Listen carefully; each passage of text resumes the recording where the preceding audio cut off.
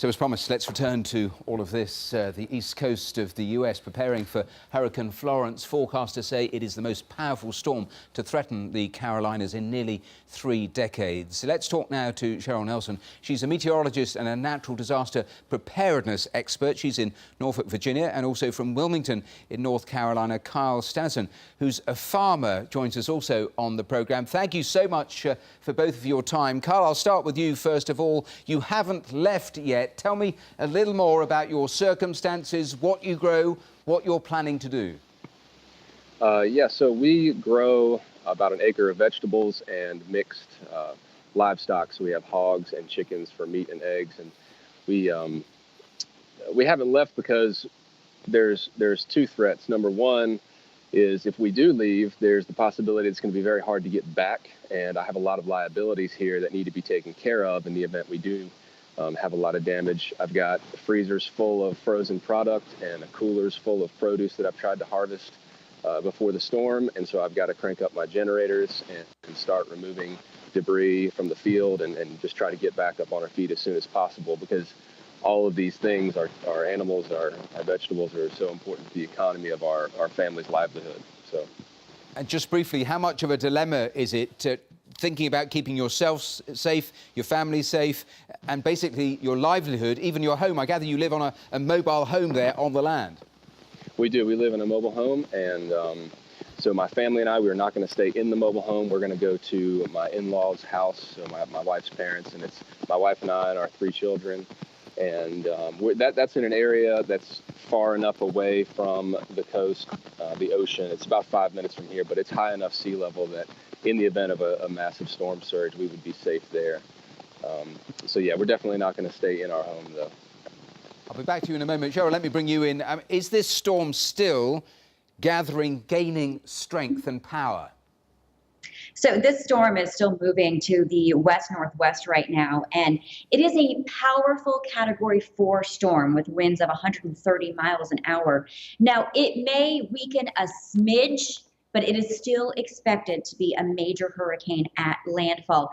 And I don't want people to focus so much on the wind speed or the category of the storm, because honestly, water is the biggest killer when it comes to tropical systems. So that storm surge, that's going to move in. But I also have to point out too, that the rainfall is going to be torrential and it's going to be prolonged. So even if you think you're safe in an area from storm surge, some areas could get isolated amounts of 30, even 40 inches of rain. And to put that in perspective, that is close to what an area like this would almost pick up in one entire year. So imagine having that all at once.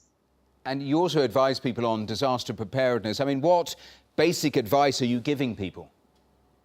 I'm saying if you are in a low-lying area, if you are in an area where you are told to evacuate, please evacuate and know where to go. Don't wait until the last minute and start scrambling and then get caught up in the water. That's what happens to a lot of people. That's where a lot of these fatalities happen, when they don't leave soon enough. And if you are going to stay, make sure you're able to take care of yourself and your family. You need disaster supplies, the basics for survival. Food and water, non-perishable food for up to 72 hours at a minimum, and then for a maximum of potentially 2 weeks, because there will be power outages. Some areas will likely never be the same along the North Carolina coast, and you cannot rely on people to come to your aid to help you if you are in an area where you are told to evacuate. First responders will not be able to get to you. You have to rely on yourself and your family, and your neighbors may end up being your first responders. I'll come back to that point because it's a very important one. You mentioned food and supplies and water, and you look at the shelves now in the shops and they are totally bare in some of these towns in advance of this exodus. Let me go back to Carl, because you talked about going to your in-laws. I mean, how long do you anticipate being away for? How long can you afford to be away for your crops? I can only afford to be away for about a day and a half. See, one of my strategies is to cover some of my crops with a big tarp and weigh it down with as much weight as I can to prevent the wind from destroying them. And then in the event that actually works, then I'll have to come back as soon as possible to take that tarp off. And there's a lot of things that I can only do at the last minute. For instance, securing down where my animals are going to be, because they do, they defecate where they're going to be for a while. I can't have them in one place for more than about 3 days, or else it gets pretty nasty in there. So I need to get back quick. I need to leave quick.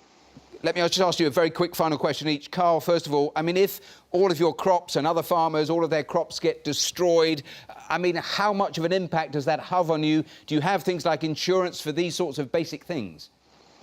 I don't have insurance for these basic things. A lot of times with a small scale producer like myself, insurance is more costly than it is beneficial. And then we just rely on our community. We can get more crops back in the ground pretty quickly and have people come out and support us, because we live on the community support, and we don't think that they'll stop supporting us in the event of a disaster. Cheryl, a quick final thought to you, because you talked about help support. We have almost hourly briefings from FEMA and other agencies. Is most of that help, does that come after an event like this, or is it already been put into place? I've heard that in some areas they are distributing some water and some food already, but really it comes after the fact. And I gotta say, people think they can come back home immediately following a storm, but if you get 20, 30, 40 inches of rain, you're not going to be able to go anywhere for a very long time. Look at what happened with Hurricane Harvey in Houston, and my heart goes out to everybody along the immediate Carolina coastline and inland flooding as well. And Carl, I wish you all the best too. Well, Cheryl Nelson and Carl Stenington, thanks so much for taking time to speak to us, and good luck in the hours ahead. Thanks so much. Thank you very much. Thank you.